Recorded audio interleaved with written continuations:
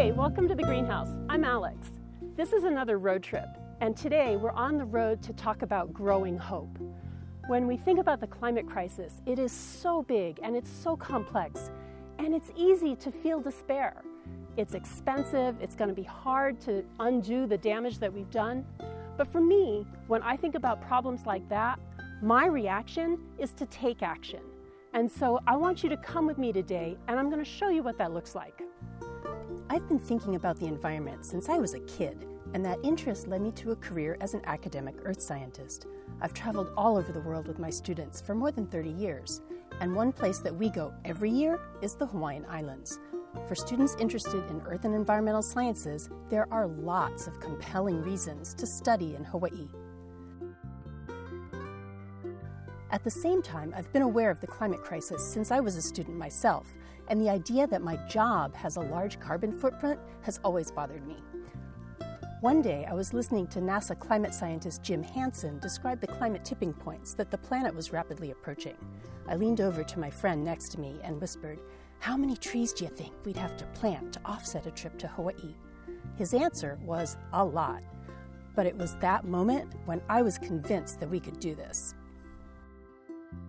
There are two ways to plant trees as a carbon offset strategy. You could pay a third-party provider to do it for you and trust that they'd take care of your trees for decades to come. Or you could do it yourself. So I'm a teacher, and of course, we're going to do it ourselves. But first, we had to quantify our carbon footprint, and not just the footprint of long-haul flights, but the footprint of everything we did. So right away, we find that there's co-benefits to planting trees. Here's a great class project where we need to design a strategy and do all the math and chemistry required to assess our carbon footprint. We also had to do everything we could to eliminate carbon emissions as much as possible. Let's talk about how we offset the emissions that we couldn't avoid or eliminate. Here's the scale of the problem. Our carbon footprint is 70 tons of CO2 equivalent per year. So how many trees is that? We can figure that out, but first, anytime you plant any tree, you've got to make sure that you plant it right and that you plant it in the right place. Otherwise, the project won't be successful and may even cause more harm than good. For example, we knew we didn't want to cover the landscape with rows of identical non-native trees, like here in this eucalyptus plantation. We wanted to help restore the native forest. When you first arrive in Hawaii, almost nothing that you see will be a native ecosystem, and you actually have to work pretty hard to find forest species that arrived before humans did. The Hawaiian landscape has been extensively altered by human activity, especially by deforestation and non-native species introduction. Countless species are already extinct, and an enormous fraction of the remaining native plant and animal species are threatened and endangered. The nearshore marine environment is at risk, fire-tolerant invasive grasses are everywhere, water resources and water quality are a big concern for island communities. Reforestation with native species has the potential to provide a variety of benefits.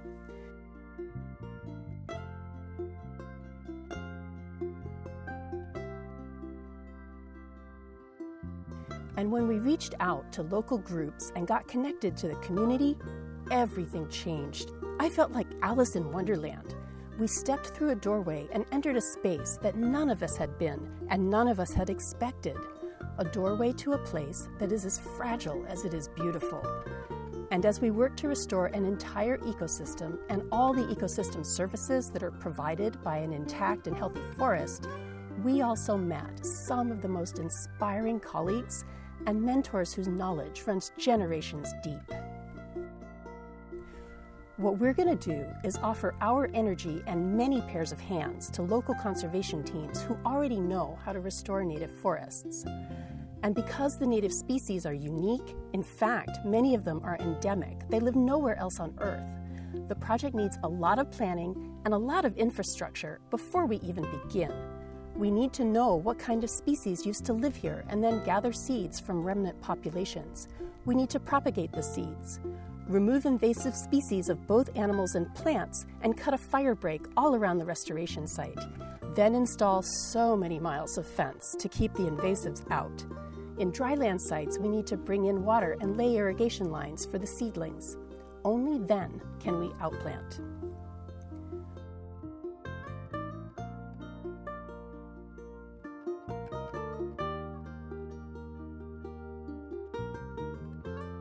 Of course, planting isn't the final step. Every year we come back and each new class of students monitors the previous outplants.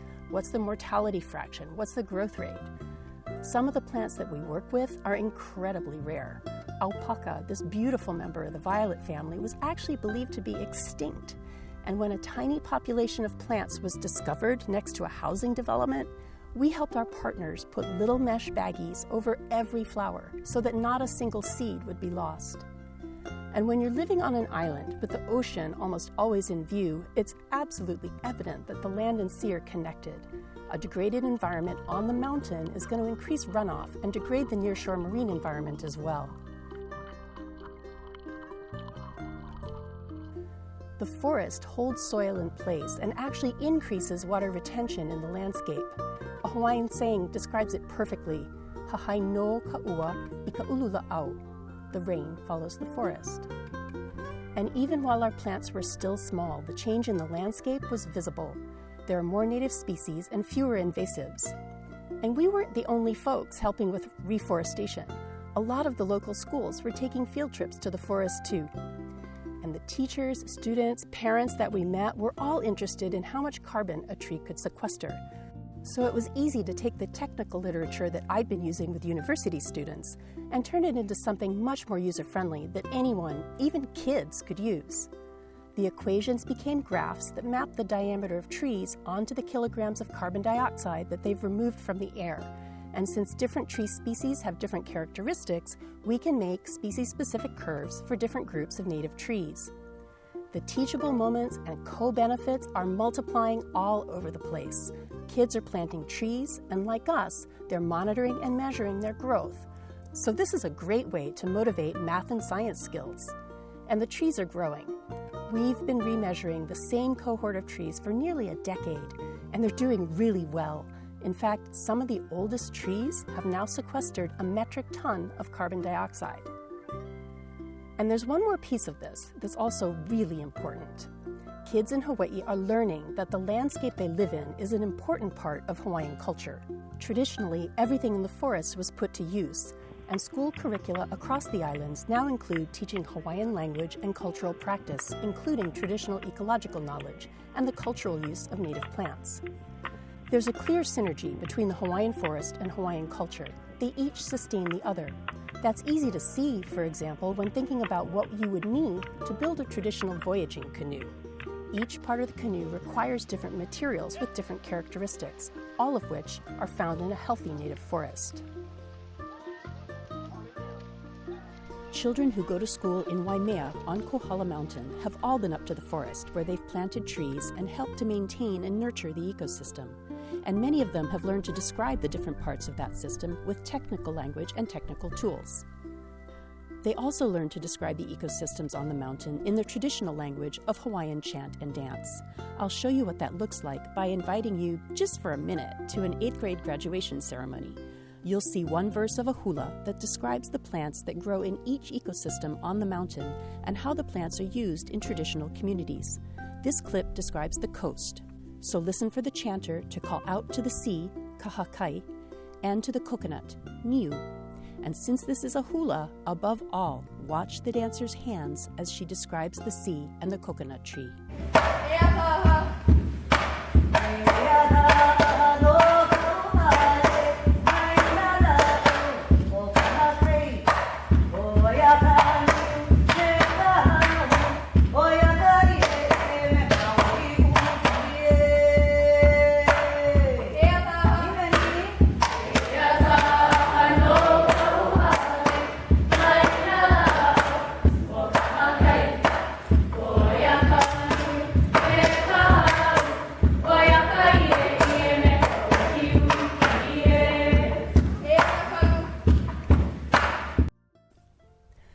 For me, and I think for these students too, being able to learn about ecosystems in different but complementary ways with different languages and completely different epistemologies, technical, verbal, kinetic, it deepens our understanding, encourages connection, and brings so much more power and actually beauty to our learning.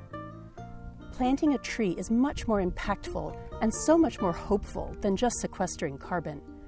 And those who've done it will tell you so. Putting energy into the earth instead of taking from it is very satisfying. You see why you know things and how to use your knowledge. It's the tool and the permission and the inspiration to accomplish great things. And maybe at this point you're wondering if we accomplished our original goal. Did we actually offset our carbon footprint? Here's the 5-year footprint I showed you, and here's what it looks like to scale with the carbon dioxide that we expect our outplants to sequester. We added thousands of plants to the landscape, 70 different species, including 15 endangered species.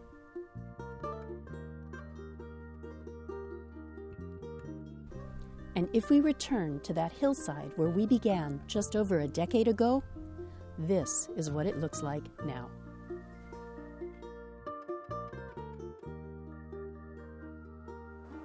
So there's a lot to do, and there's plenty of work for all of us.